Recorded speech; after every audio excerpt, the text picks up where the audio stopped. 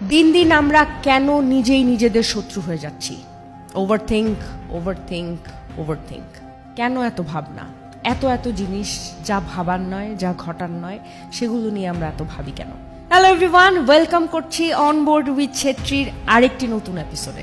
বন্ধুরা, আজ আমরা এমন এক অভ্যেস নিয়ে কথা বলবো যেটা প্রায় আমাদের মধ্যে সবারই আছে। তা হলো ওভারথিঙ্কিং, মানে অতিরিক্ত চিন্তা করা।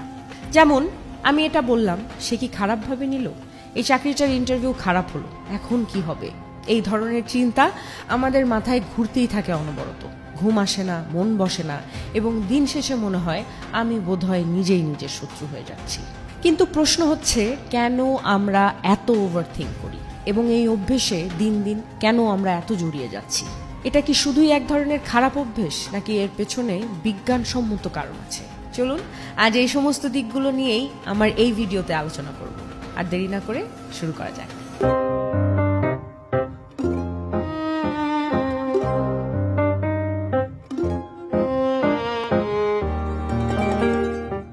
ওভারথিঙ্কিং এর গভীরে যাওয়ার আগে জেনে আসি আসলে ওভারথিঙ্কিং জিনিসটা কি।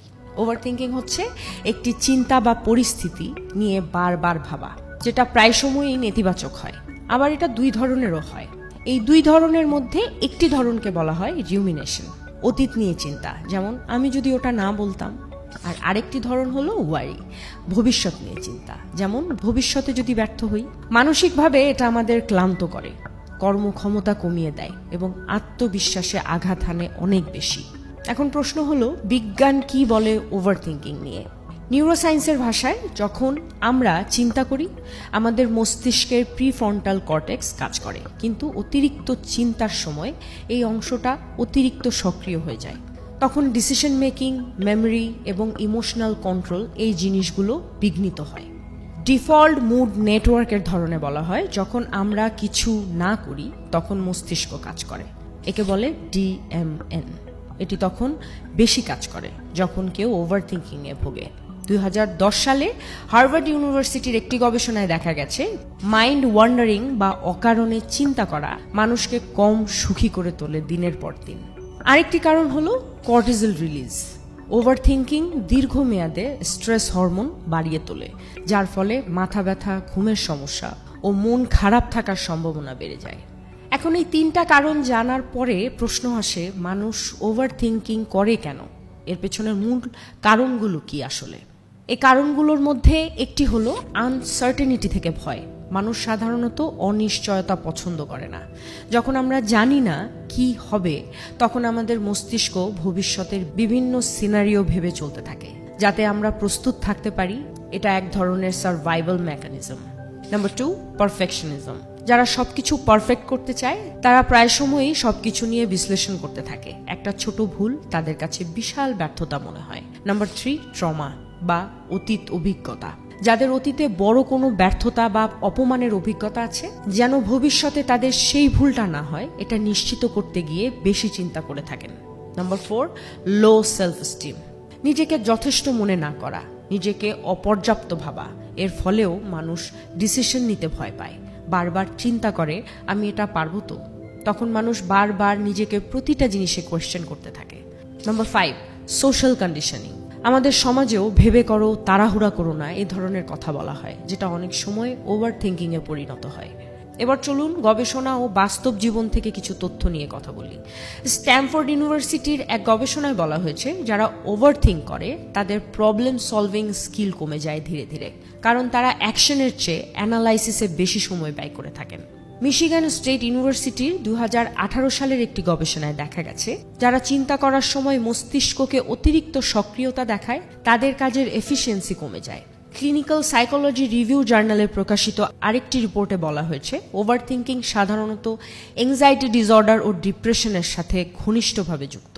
বন্ধুরা, এতক্ষণ জানলাম কেন ওভারথিঙ্কিং মানুষ করে এবং এর কারণগুলো এবং কি কি কারণে এগুলো হয়। এখন আসি ওভারথিঙ্কিং কমানোর কিছু বাস্তবসম্মত উপায়। এখন আসি আমরা এই ওভারথিঙ্কিং থেকে বের হতে কি করতে পারি। থট লেভেলিং মানে চিন্তা চিহ্নিত করা। যখনই মনে হবে অনেক চিন্তা করছি, নিজেকে জিজ্ঞেস করুন, এই চিন্তাটা কি ভবিষ্যতের ভয় নাকি অতীতের আফসোস। Number 2, writing therapy. সব চিন্তা একটি খাতায় লিখে ফেলুন, এতে মাথা হালকা হয় এবং চিন্তাগুলো পরিষ্কার হয়।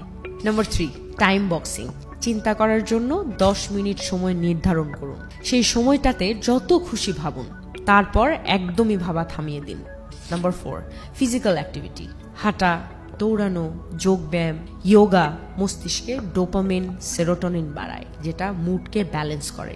নাম্বার 5, মাইন্ডফুলনেস ও মেডিটেশন আমাদের চিন্তাকে এখনকার মুহূর্তে ফিরিয়ে আনে। হার্ভার্ডের গবেষণায় দেখা গেছে মাত্র 8 সপ্তাহ মাইন্ডফুলনেস প্র্যাকটিস করলে মস্তিষ্কের গঠনও পরিবর্তন হয়। নাম্বার 6, কাউকে বলা। চিন্তা নিজের মধ্যে রাখলে সেটা বাড়ে, কিন্তু কাউকে বললে সেটা অনেক হালকা হয়। কথায় আছে, শেয়ার্ড সরো ইজ হাফ সরো। এখন প্রশ্ন হলো, ওভার থিঙ্কিং কিভাবে আমাদের আটকায়? নাম্বার 1, সিদ্ধান্ত নিতে দেরি হয়। নাম্বার 2, ভুল করলেও নিজেকে ক্ষমা করা যায় না। নাম্বার 3, আত্মবিশ্বাস নষ্ট হয়। নাম্বার 4, সম্পর্ক নষ্ট হয় কারণ আপনি সবকিছু বিশ্লেষণ করেন। নাম্বার 5, ভবিষ্যৎ নিয়ে ভয় আপনার বর্তমানে বাঁচা কঠিন করে তোলে। এখন এই পুরো বিষয়টাকে একটা ছোট্ট গল্প দিয়ে আপনাদের বোঝাবার চেষ্টা করি। একজন বৌদ্ধ সন্ন্যাসী বলতেন, যখন তুমি একটি তীর দ্বারা বিদ্ধ হও সেটা যন্ত্রণা দেয়, কিন্তু তুমি যদি সেটা নিয়ে চিন্তা করতে থাকো, কে মারলো, কেন মারলো, আর এসব কারণেই আপনি দ্বিতীয়, তৃতীয় তীরেও আহত হন। ওভার থিঙ্কিং সেই দ্বিতীয় এবং তৃতীয় তীর। তো বন্ধুরা, আজ আমরা দেখলাম ওভার থিঙ্কিং কি, কেন হয় এবং এটা কিভাবে আমাদের জীবনকে প্রভাবিত করে। মনে রাখবেন, চিন্তা করা খারাপ না, কিন্তু অতিরিক্ত চিন্তা আমাদের বর্তমানকে বিষাক্ত করে তোলে। ভালো লাগলে আমাদের আজকের এপিসোডটি শেয়ার করতে পারেন আপনাদের সেই সকল বন্ধুদের সাথে যাদের মধ্যে ওভার থিঙ্ক করার প্রবণতা আছে। এমন আরও ইনফরমেটিভ ভিডিও পেতে আমার চ্যানেলে সাবস্ক্রাইব করতে পারেন এবং আমার পেজে একটা ফলো দিয়ে আমার সাথেই থাকতে পারেন। Thank you.